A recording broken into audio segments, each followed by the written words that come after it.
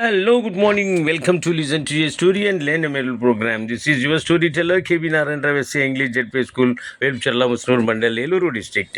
Today's story is The Fisherman and the Sea Goddess.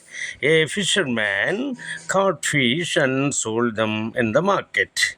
But then for a few days he did not get any fish. So he decided either I will catch a fish today or will end my life in the sea. Unfortunately, he did not catch anything. Hungry and tired, he fell asleep in his boat.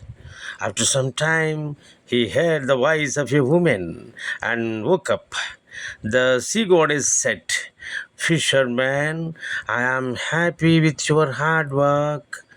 She gave him a bag of gold coins to spend the rest of his life happily. Okay, the moral is hard work will always be rewarded.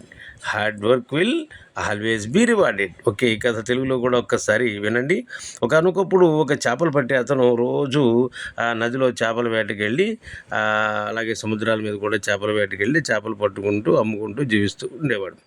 ఇలా కొద్ది రోజులుగా అతను అసలు ఒక చేపను కూడా పట్టలేకపోయాడు, అసలు దొరకలేదు అవి.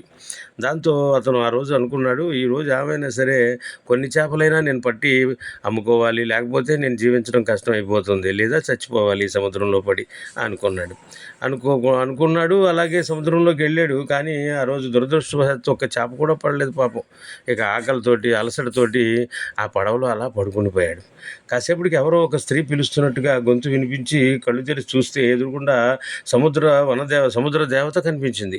ఆవిడ అంది కదా, ఇదిగో అయ్యా, నువ్వు ఇన్నాళ్ళు కష్టపడ్డావు, నీ కష్టాన్ని నేను గుర్తించాను, నీ కష్టానికి ఫలితం ఇదిగో ఈ బంగారు నాణ్యాలు తీసుకుని మరి సుఖంగా ఉండు, ఇంకా అభివృద్ధి చెందు అని చెప్పేసి అనేది దీవించింది. ఈ కథలో నీతి ఏమిటి అని అంటే కనుక కష్టే ఫలి. మనం ఎప్పుడైనా సరే కష్టపడితే ఆ కష్టానికి తగిన ఫలితం ఎప్పుడైనా మనకు దక్కుతుంది, ఏదో రూపంలో దక్కుతుంది అనమాట. కాబట్టి ఈ కథ నీతి మీకు నచ్చినట్టయితే మళ్ళీ వినండి. అట్లాగే మీ స్నేహితులకు పంపడం మర్చిపోకండి. మరలా ఇంకో మంచి కథతో రేపు కలుసుకుందాం. అంతవరకు సెలవు. ఓకే.